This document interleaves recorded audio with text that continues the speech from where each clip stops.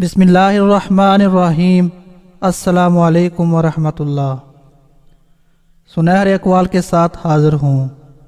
حضور اکرم صلی اللہ علیہ وسلم نے ارشاد فرمایا، میری امت کو قیامت کے دن اس طرح بلایا جائے گا کہ ان کی پیشانیاں اور ان کے پاؤں وضو کے آثار سے چمک رہے ہوں گے۔ مسلمان بندہ اللہ کی خوشنودی حاصل کرنے کے لیے نماز پڑھتا ہے تو اس کے گناہ اس طرح جھڑتے ہیں جیسے اس درخت سے یہ پتے جڑ رہے ہیں۔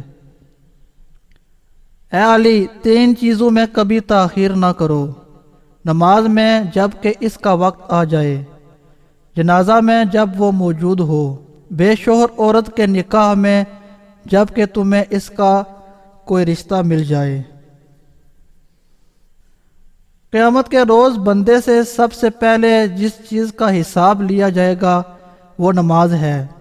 اگر وہ درست ہوئی تو اس کے سارے اعمال درست ہوں گے، اور اگر وہ خراب ہوئی تو اس کے سارے اعمال فاسد ہوں گے۔ جو شخص اذان کے وقت مسجد میں موجود ہو پھر بغیر کسی ضرورت کے وہاں سے اس طرح چلا جائے کہ واپس آنے کا ارادہ نہ ہو تو وہ منافق ہے۔ بندہ اپنے پروردگار سے سب سے زیادہ قریب اس وقت ہوتا ہے جب وہ سجدہ کی حالت میں ہو۔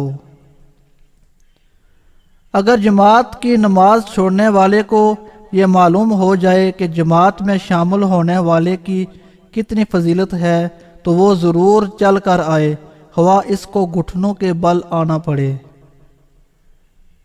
مسلمانوں، اپنے گھروں میں نماز پڑھا کرو اور ان کو مقبرہ نہ بناؤ۔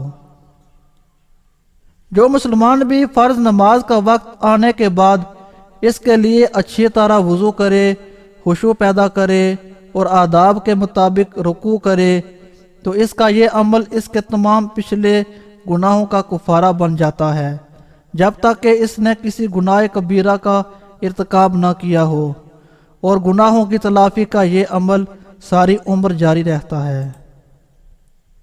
جس شخص نے طہارت کاملہ اور اوقات کے لحاظ کے ساتھ 5 نمازوں کی حفاظت کی تو یہ نماز قیامت کے دن اس کے لیے نور اور دلیل ہوگی، اور جس نے ان نمازوں کو ضائع کیا اس کا حشر فرعون اور حامان کے ساتھ ہوگا۔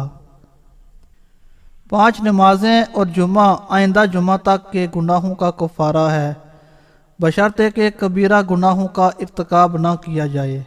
جس نے عشاء کی نماز باجماعت ادا کی اس نے گویا نصف رات قیام کیا، اور جس نے فجر کی نماز بھی باجماعت ادا کی اس نے گویا ساری رات قیام کیا۔ اللہ تعالی ہمیں 5 وقت نماز پڑھنے کی توفیق عطا فرمائے۔ اللہ سب کا حامی و ناصر ہو۔ السلام علیکم ورحمۃ اللہ۔ اللہ حافظ۔